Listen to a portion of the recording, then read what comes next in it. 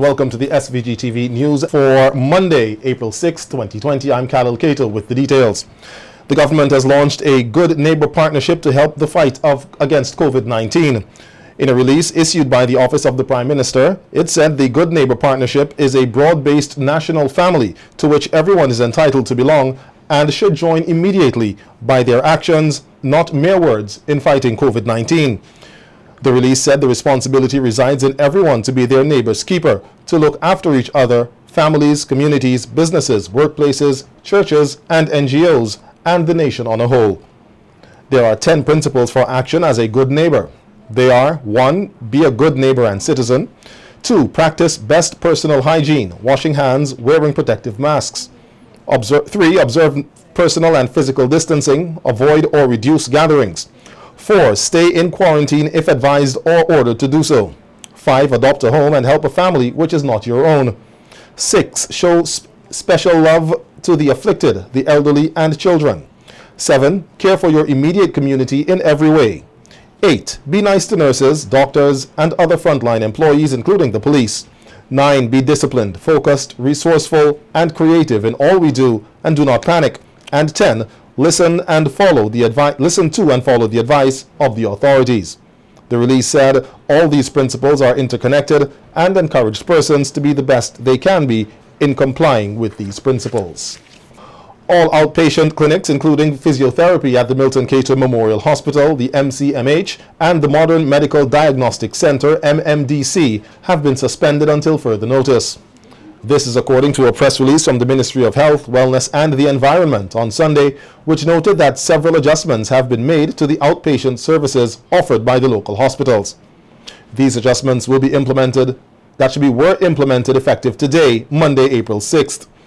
The release said patients are asked to return to their primary physicians for review and information regarding their care, and that arrangements will be made with primary physicians and the appropriate clinic teams of hospital services for persons requiring urgent care. The release also noted that all elective surgeries have been suspended, and patients with scheduled dates for surgical procedures at the MCMH or MMDC are also advised to return to their primary physicians for instructions and information regarding their care.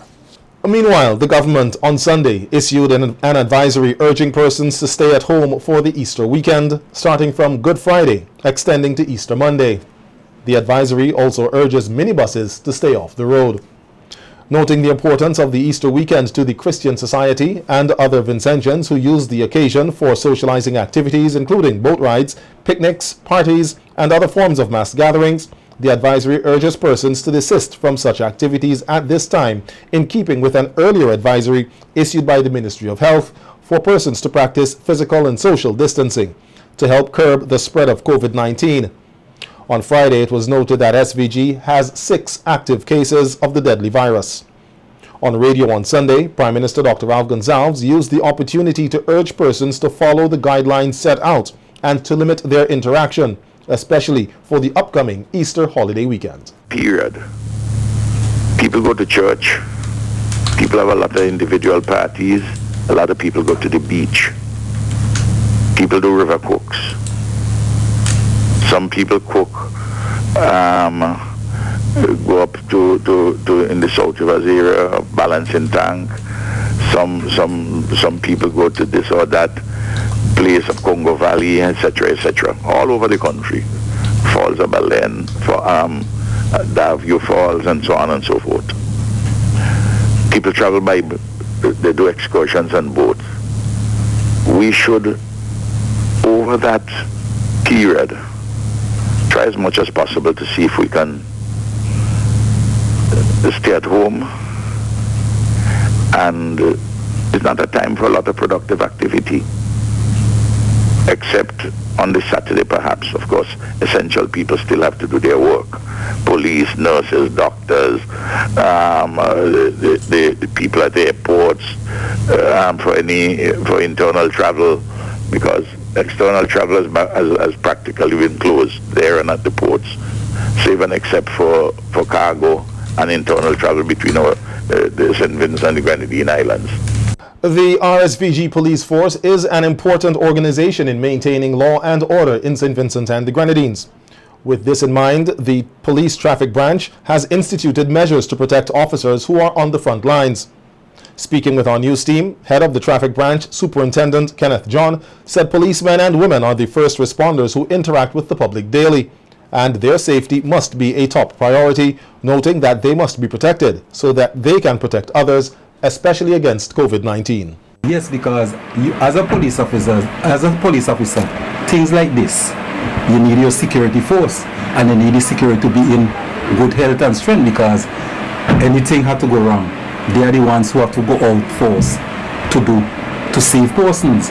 And if we protect our security forces, well then, what our nation is going to do?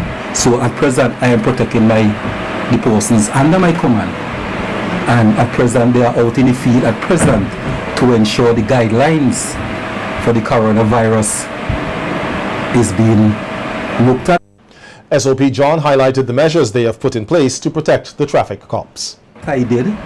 Well, I went out and I purchased cleaning materials for the men them under my command. Every hour or half an hour, I have 2 persons will sanitize the desk, the counter, and things, the doors and things like that. And then when I put up a notice that only 2 persons will come into the office at any given time. I also ask my men, when they are speaking to a driver, do not go face to face with him. They must stand at an angle, so, and a distance away. They also have the mask, and not only standing at an angle, so when they speak, whatsoever comes from the person will go in a different direction from where they are standing, and things like that. As the state continues to implement measures to prevent the spread of the coronavirus, the head of the traffic branch has made another appeal for minibus operators to follow the instituted guidelines. Among the guidelines or measures put in place for minibus operators is a reduction of passengers from 18 to 13. This number was further reduced to 8 passengers plus the conductor. Superintendent John said the department has been doing what it can to ensure the regulations are followed. Well, at present, what we are doing, once the guideline is 8 passengers and a conductor 9, and the officer stop you and you have more than what is expected of you, the instructions that the officers got is that do not allow you to proceed any further unless you comply with those guidelines. You will not be allowed to proceed further than the destination the officer stop you once you don't want to comply with the guidelines. Please, I am asking, comply with the guidelines. It's for all of our safety, because you will not be allowed to go further from there unless you comply with the guidelines. And we expect you to comply with the guidelines. And I could rightly say, because I went out a couple times with my officers, because we were out over the weekend, we were out the whole of last week, and I can rightly say that a number of drivers complied. I can rightly say that a number of the drivers complied. There are few who's very reluctant in complying with guidelines, but most persons, I can say, complied with the guidelines. SOP John said the measures put in place are for the safety of all and urged all operators to comply with the guidelines. Well, you know, for the last 2 weeks we were saying 13 persons in a van. Now we are asking, and I am appealing to motorists that have the public service vehicles, those vans that were carrying that license to carry 18. We are appealing to you to carry 8 passengers and your conductor 9 along with your driver. We are doing this is all about safety. It's not that we want to go out there and bulldoze anybody, but we just want our nation to be safe. So I'm appealing to each and every one, try and comply with the guidelines that is given to you. At present, and if you notice now, we are not hard on drivers now. We're more dealing with whether it's overloading, recklessness, and the loud music. We are not, and as much as we are telling persons not to do the other simple offenses then, but we are more concentrating now more on the loud music, and defective tire, recklessness, and the excess passengers. Meanwhile, SVG-TV News understands that van drivers will discontinue their service for 14 days commencing from this Wednesday, April 8th. However, this has not yet been confirmed. Efforts made to contact the president of the Vincent Transportation Association was unsuccessful. And as passengers struggle to get to and from capital Kingstown due to the measures put in place to encourage physical distancing in omnibuses, there are also long lines at various institutions who have implemented their own measures to encourage physical distancing. Our news team caught up with some persons who admitted that while the measures are causing some inconvenience, they recognize their importance in keeping everyone safe. There are others who believe more can be done to help persons keep their distance. Well, for me, for right now, where I'm living in Enams, the transportation up there is okay for the time, but it's not packed like before, because it's a 3-person on a seat and 1 person riding in front. Some of the vans do what they say, but some of them still over, you know, still full up. And the situation has it, you know, been taking a little bit longer to get into town, or is it about the same time? About the same time. If you don't have any traffic, no flow of traffic. It's very much difficult because I was in Annisvale and it took me a long time before I got a van to come into town. And I think it's a very tedious task. I mean, we have to safeguard our health, which is very important. But we have seen now where the transportation are limited and only taking 9 passengers, it creates a lot of problem. But as I said, it's a global problem and we have to protect our health. So I think they are doing a good job. So we as customers have to know how to utilize our time so that getting into town and out of town would cause a big problem. But I think I'm satisfied, even though it took me some time to get into town. I think some places are really trying, and some you could see them still lacking, but it's left to individuals to take care of themselves. Alright, and right now you think Kingstown is a bit too crowded for your liking if you're going to practice social distancing? I can see in some areas where social distancing is not practiced at all, and I'm wondering if they even realize the extent of this disease and how dangerous it is. And I'm urging all Vincentians to really take this disease seriously. Vincentians are being asked to ration their water use as it is predicted that the drought season may worsen over the next 2 months.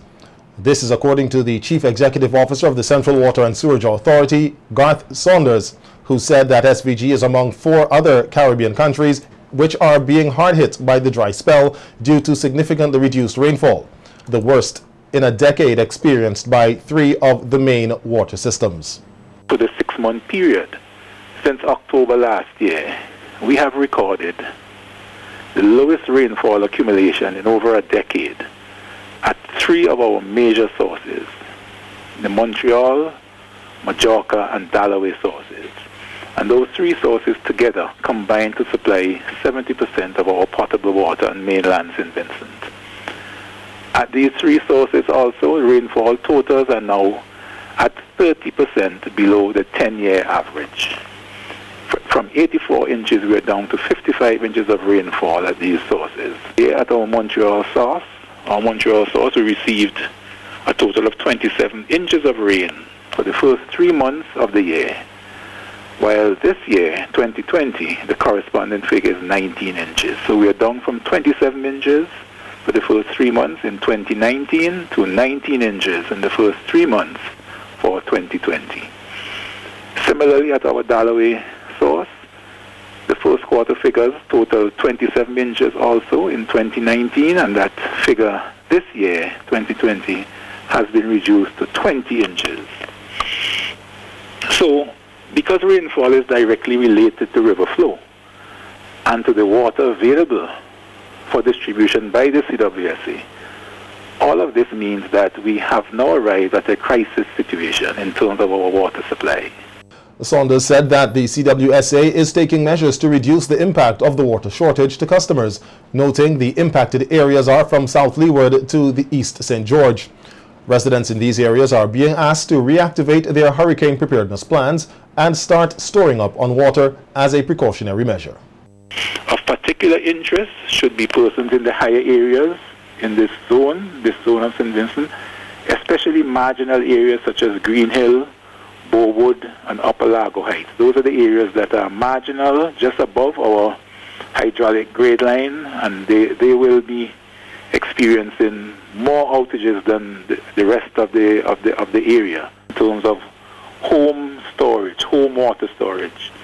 This will require that excess water be stored when it is available at your homes to cater for periods of outage, because it's expected that at some point during the next 4 weeks or so, 4 weeks, we can expect persons in this area between South Leeward and East St. George to lose your water supply. The CWSA CEO is appealing to for the cooperation of the general public to conserve water, limit unnecessary use, and report leaks. Use measure where there are no washing of vehicles. We want to prohibit the washing of vehicles, watering of lawns and plants, and power washing. If we have to implement stricter measures, we will, but we are now at the point where we're encouraging the consumers and the general public to observe these measures. We also expect assistance. We are asking assistance from the general public in terms of reporting leaks and incidents of abuse and wastage. And in terms of our ship sales, water sold to our ships, we have diverted ship sales to Barrelly and Wallabu to reduce the demand on the Dallaway system. Lawyer and social activist Jomo Thomas said there is no persuasive argument that will ever make him support the removal of vendors off the streets of Kingstown. Thomas made this statement during SVG-TV's Viewpoint program last evening. He noted that vending is a very important part of the national landscape in SVG that is not only practiced on the streets of Kingstown, but in many other communities. Thomas said that one of the difficulties that he has noticed with the question of vending is that Vincentians do not have an indigenous-centered approach. Most often than not, the approach to regulate vending is to appease the business community, which can best absorb the shocks that somebody may set up a little something in front of his door, or to appease tourists. We think that we need to clear the streets for the tourists, or we think we need to the streets, the makeshift tables are too unsightly, and so on. I don't come from that approach. In the same way, when we think about historical sites or when we think about beaches, I don't think that we should look for it for a foreigner who could enjoy it.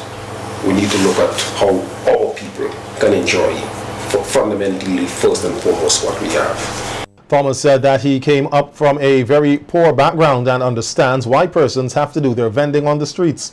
He said that there are a lot of persons who have benefited tremendously because of the opportunity of vending. Ms. Vero, over by Building and Loans, who proudly told a newspaper one time that she was able to build her 4-bedroom house off of vending. There was a lady down by Mr. Webb, who used to, back in those days, what we used to call a schoolboy bear. But you remember, in those days, you know, these were brave, brave souls, because people looked down on vendors.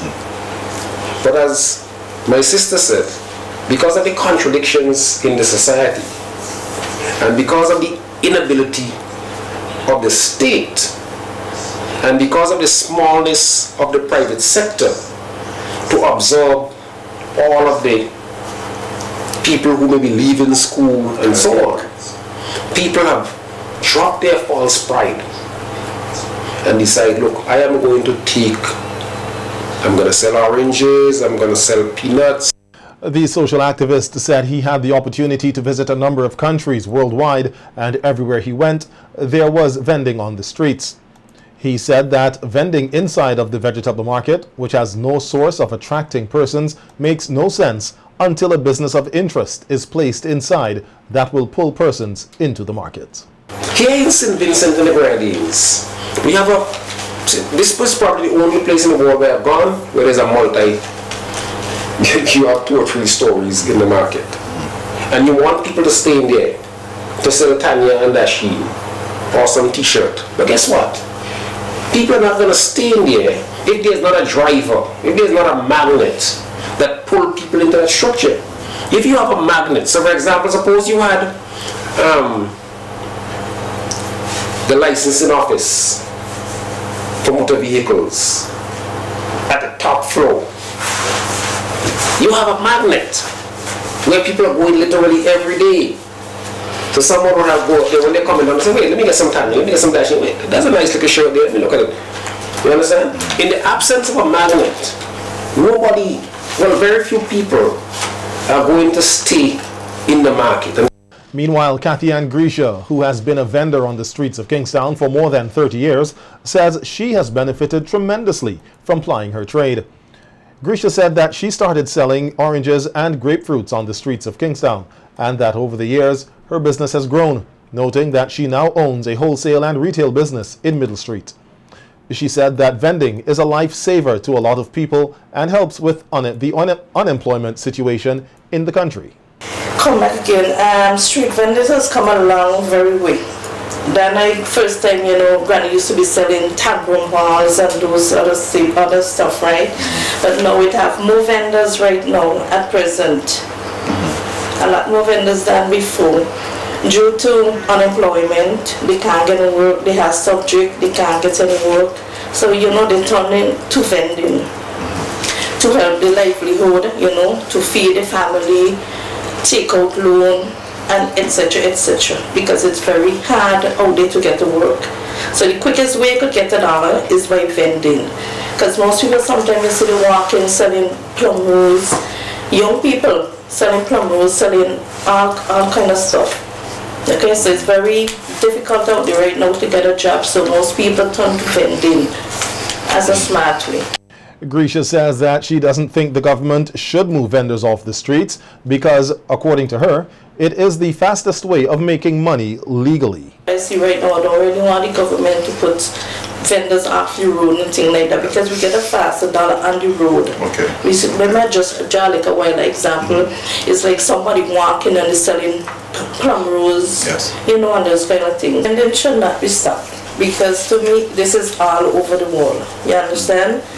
But as we say, it should be regulated to protect the interests of our vital sector in the economy.